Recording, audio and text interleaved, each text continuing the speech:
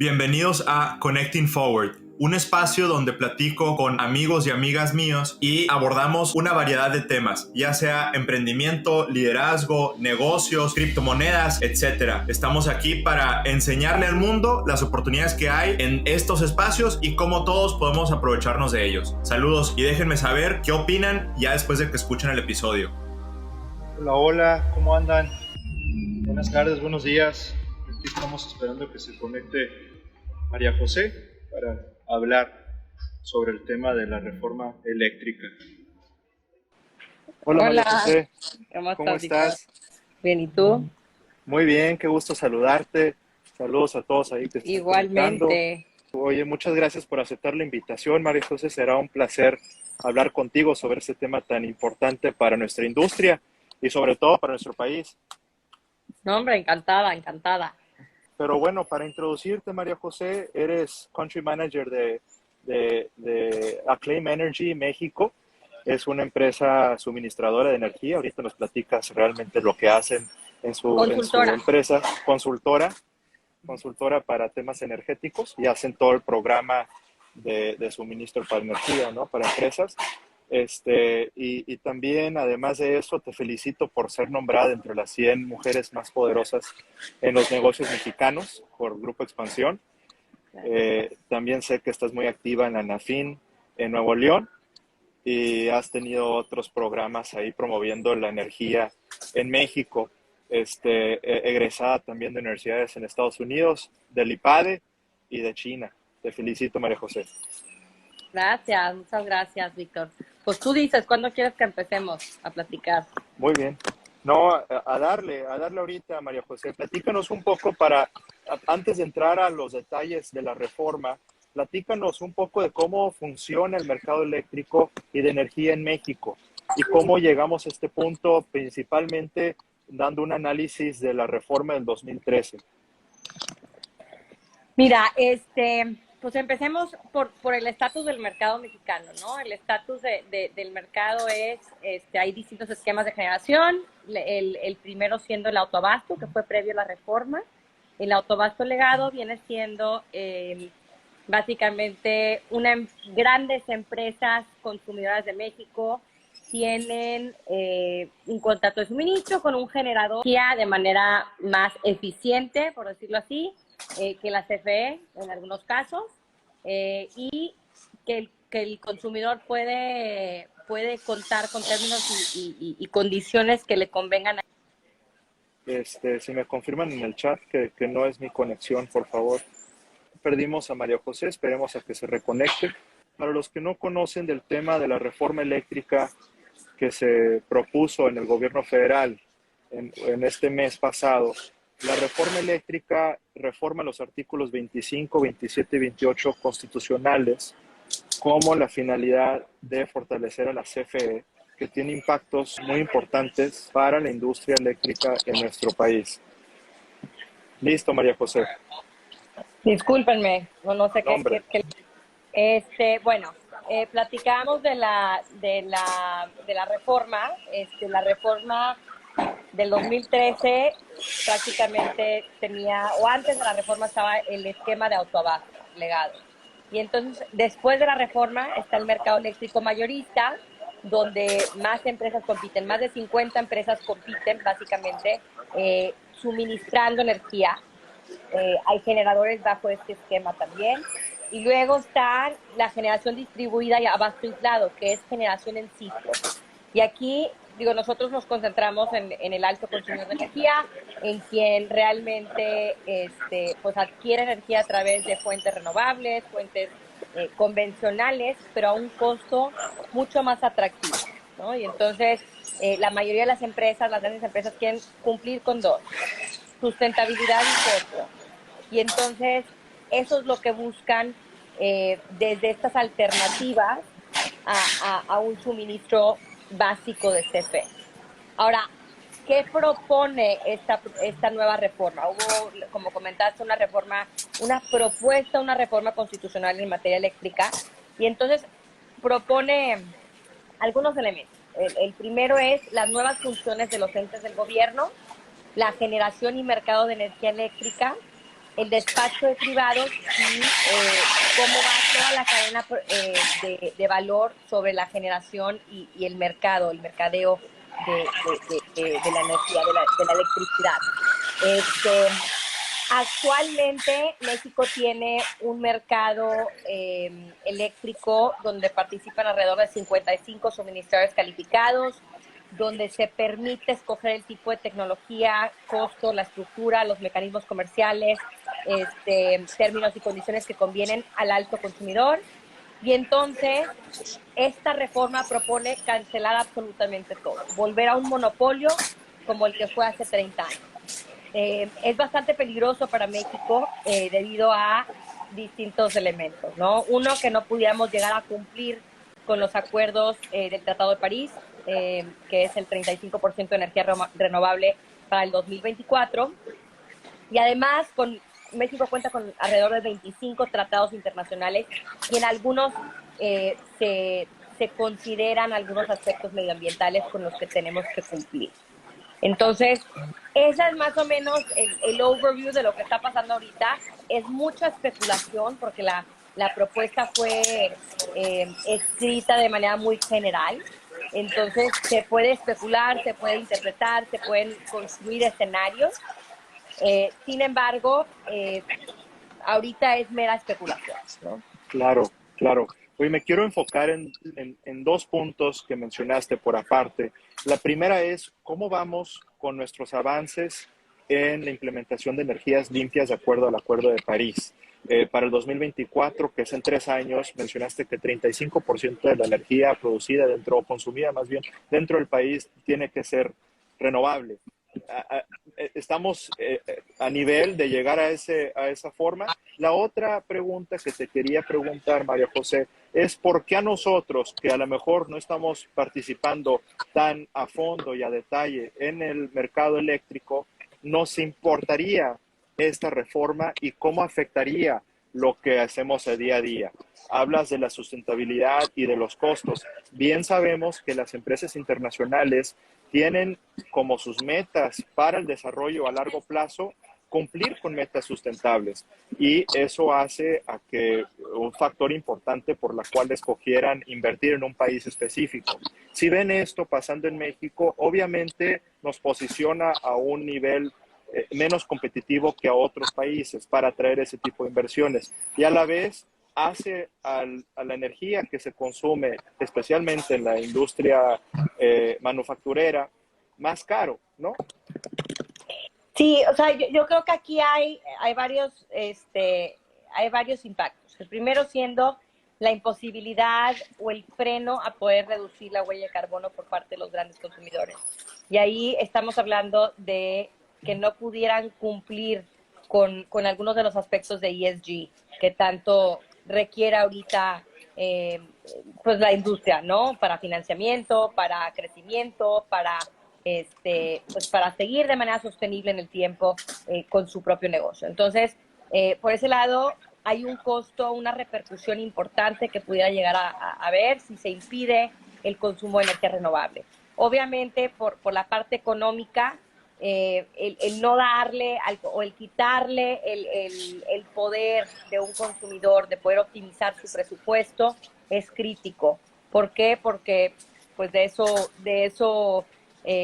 se vuelve, vaya, si no optimiza sus costos, a lo mejor no es competitivo frente al mundo, entonces es su propia industria. Entonces, genera impactos laborales, genera impactos de seguridad, vaya, es una cadenita, ¿no? Cómo se va desenvolviendo. Y a su vez, el producto o el servicio que ellos vendan va a ser mucho más caro, como cualquier producto de la canasta básica, como un cuarto en un hotel, como un coche, como lo que sea, ¿no? Cualquier producto que tú selecciones, el agua, la medicina, etcétera. Entonces, es crítico. Y luego por la parte de inversión, por supuesto, esto genera un impacto en todos los proyectos. ¿Por qué? Porque se está cambiando las reglas del juego. Uno, para los proyectos que ya se han desarrollado o ya están en proceso todos tienen un financiamiento detrás. Son proyectos de $300 millones, $200 millones. Y entonces, el cambiarle ahorita las reglas del juego, pues sí genera una incertidumbre y un impacto bastante importante en su corrida financiera, ¿no? Claro. Y ahí hablando de eso también, María José, ¿qué es el impacto que luego viéramos a largo plazo? Es decir, ¿por qué es necesario o cuáles son los motivos del gobierno actual en pasar esta reforma? Si ya íbamos a un buen plazo, ¿no? A un buen camino en tema de generación de energías limpias y en tener un mercado competitivo. Ahora, ¿por qué después de 7 años, 8 años teniendo este modelo, le quieren meter una reforma y hacia dónde quieren llevarnos? Pues quieren poder controlar toda la cadena productiva de principio a fin en un sector muy estratégico. Entonces, que eso se vuelve peligroso porque quieren eliminar a los reguladores, quieren controlar la planeación del sistema, quieren generar, quieren comercializar, quieren dictar los precios a los que se vende la energía, quieren controlar transmisión, distribución, innovación, tecnología. Eso se menciona también de manera ambigua, pero se menciona al final de cuentas en la propuesta. Entonces, sí es, sí hay que verlo con bastante detenimiento lo que se está proponiendo. Creo que lo ideal aquí es que todos los jugadores se sienten cómodos de poder estar jugando en una misma cancha, que haya un mercado donde todos jueguen por igual y que no se pierda de vista lo que a todos los mexicanos y mexicanas nos debiera de importar, que son los consumidores. Somos tú y yo, Claro, somos claro. las empresas, las grandes empresas industriales, hoteleras, comerciales, de todo tipo, que generan empleos en el país. Y entonces, si no, si no se si no se cuida este aspecto, no solo por la parte económica, pero también por la parte ambiental, se generan repercusiones importantes por la parte medioambiental, los contaminantes se despachan ante las plantas pues más antiguas, más contaminantes, vaya, con combustóleo, con diésel, con carbón, etcétera. Las térmicas, o sea, todo eso antes que las renovables quiere decir que a lo mejor no llegan a despachar las renovables. Entonces, eso genera contaminantes en el medio ambiente, provoca el calentamiento global, provoca el cambio climático y genera muertes prematuras y enfermedades respiratorias, ¿no? De todas las Claro. partículas que van al aire. Entonces, creo que se está perdiendo mucho de vista el interés final que debe de tener cualquier gobierno y cualquier miembro de la sociedad de un país, ¿no? El consumidor final. Claro. Sí, es sumamente, a mí se me parece muy interesante que existen ya 50 proyectos con un valor de más de 6,000 millones de dólares en energías limpias. Ahora esta reforma le daría a estas empresas una razón más por la cual no seguir con sus inversiones. ¿Se sabe todavía si esas inversiones se van a eliminar o hasta qué punto se va a dejar la iniciativa privada participar en el sector? Bueno, se pretende dejar al 46% de los privados a generar energía eléctrica de lo que necesita el país, el 54% por parte de CFE. El problema es que ahorita tenemos como el 65% por la parte privada, entonces se queda un área gris muy grande en cuestionar qué va a pasar con esos proyectos y además todos los que vienen en el pipeline de desarrollo. ¿Por qué? Porque también se necesita poder cumplir con la demanda. O sea, somos un país que va creciendo anualmente, una demanda del 3% anual, y entonces, pues obviamente se tiene que ir invirtiendo en infraestructura, invirtiendo en generación, estableciendo mecanismos diversos en cuestión a la comercialización de la energía. Vaya, van a haber distintos problemas y tenemos que poder tener las soluciones al respecto, ¿no? Claro. Sí, y tú que tratas con empresas internacionales también y además tu empresa Acclaim está basada en los Estados Unidos, ¿qué estás escuchando de nuestros socios comerciales y de los inversionistas con interés en seguir participando en México? ¿Cuáles son sus preocupaciones principales, sus dudas principales y cómo está impactando, desde luego, nuestra proyección a futuro. Pues mira, todo esto genera mucho ruido, ¿no? Genera mucho ruido, genera incertidumbre, definitivamente. Se están viendo bastante frenadas las inversiones, pero pues es que es un país con mucha oportunidad. Es un país que tiene 25 tratados, con mucha participación extranjera, con la demanda, porque si no, no podrías vender si no habría demanda. Hay mucha demanda. México es un país en desarrollo, como cualquier país en Latinoamérica. Entonces, definitivamente, en este punto en donde estamos, sí, hay mucho ruido y es difícil poderlo mitigar en el corto plazo, ¿no? Tendrían que haber soluciones, conversaciones, negociaciones lógicas, ¿no? Lógicas detrás para poder establecer la confianza otra vez. Claro. Ese es un problema que aunque no pase la reforma, ya el ruido se generó. Claro. Hablando de que si pasa o no pasa, ¿cuáles son los procesos ahorita legislativos y cuál es el prospecto que vaya a pasar? Recientemente, bueno, todo empezó con la conversación de que caería en el PRI, sobre todo como partido, para tomar una decisión si se mantiene con la alianza, que ya el PAN y PRD se pronunciaron en contra de esta reforma, mientras Morena y sus aliados en el Congreso han dicho que quieren votar a favor. El único que no se ha pronunciado de una manera definitiva es el PRI. Ahora lo que estamos viendo en esta semana, inclusive hoy en la mañanera, el presidente mencionó que está dispuesto a cambiar ciertos aspectos de la reforma siempre y cuando no se cambie la esencia de la reforma. ¿Hacia dónde vamos también con el tema legislativo y cuándo es cuando tendremos una respuesta definitiva por parte del Congreso, María José?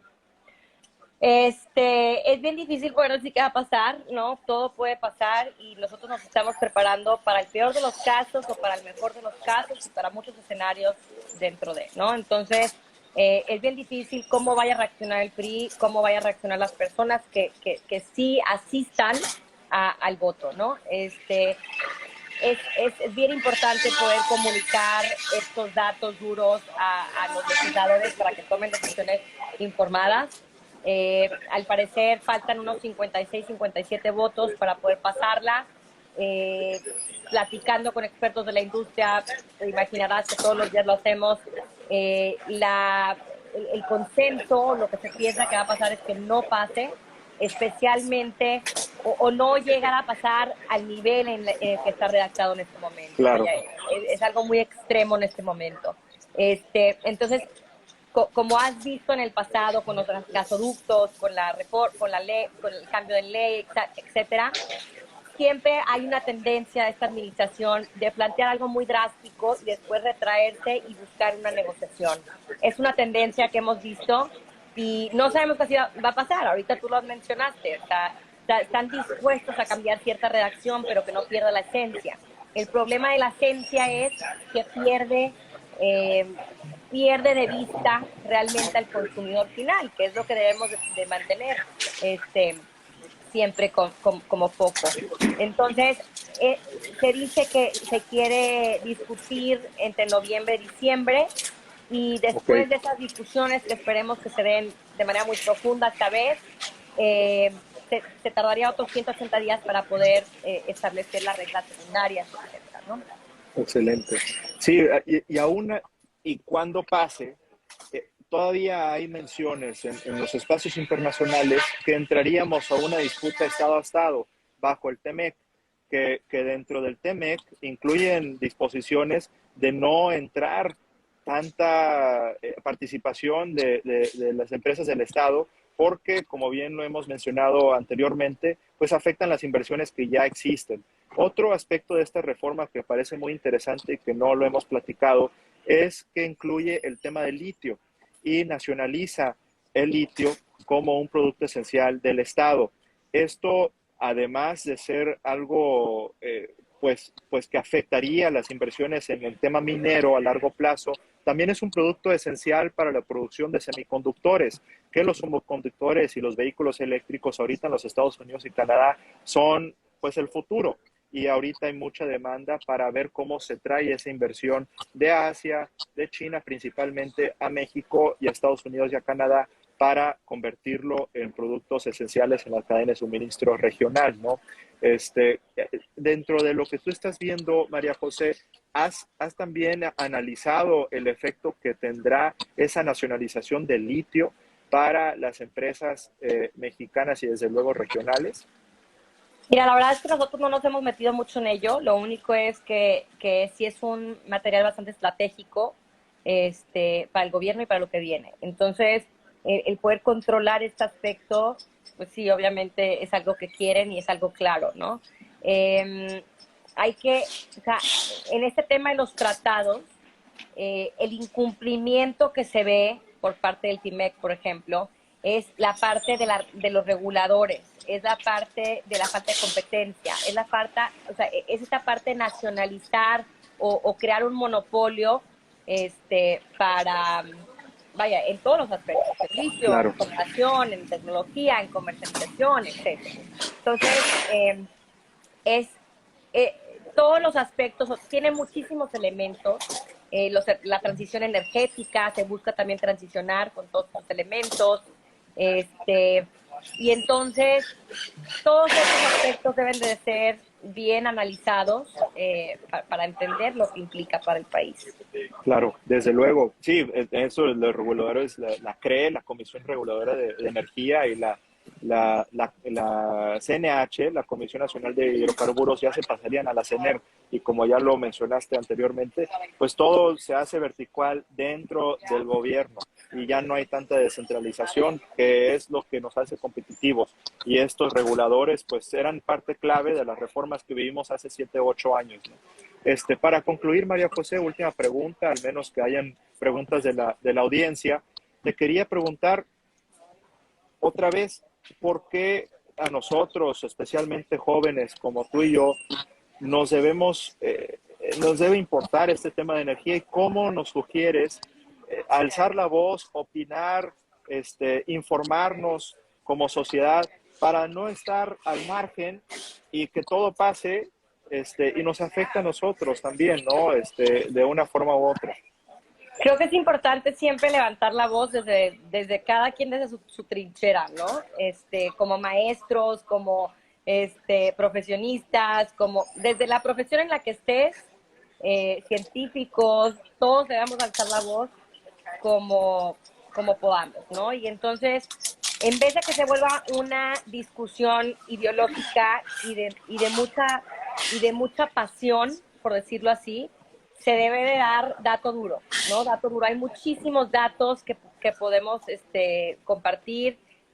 Ahorita que hay tanto ataque a las empresas, creo que habría una mejor manera de contestar, de responder en cuestión con dato duro, no porque a mí no porque a la empresa le beneficie, sino cómo estás tú ayudando al contratar a una generación privada renovable, ¿no? ¿Cómo estás ayudando al medio ambiente? ¿Cuántos árboles? ¿Cuánta reducción de huella de carbono?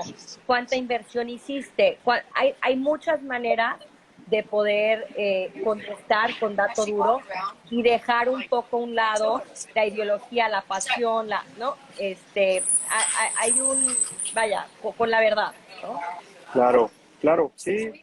Esto es, al final de cuentas, aunque sea un tema muy técnico, es un tema que nos afecta a todos. Es la generación de empleo decentes, bien pagados, es el crecimiento del país, es la competitividad que tenemos, es las alianzas que tenemos a nivel internacional con nuestros socios comerciales, y desde luego es la imagen que promovemos en el exterior. Y qué lástima que tenemos ahorita esta incertidumbre, pero estoy seguro que con líderes como tú, pues vamos en buen camino de alguna forma u otra. Te lo agradezco mucho, María José, a reserva de que hayan preguntas de la audiencia. Te dejo aquí por si quieres hacer un último comentario. No. Muchas gracias, Víctor, por la invitación. Gracias a todos los que se conectaron. Dani, Ceci, Betty, por ahí veo muchos amigos y amigas. Pues vamos a estar compartiendo la plática en YouTube, en Spotify como podcast, y así también mucha gente lo va a estar escuchando. Muchas gracias, María José. No, hombre, al contrario. Gracias, Víctor, y gracias por tener esta plataforma con la que compartes. Claro, con todo gusto. Ahí seguiremos informando. Hasta luego. Bye, Gracias. bye.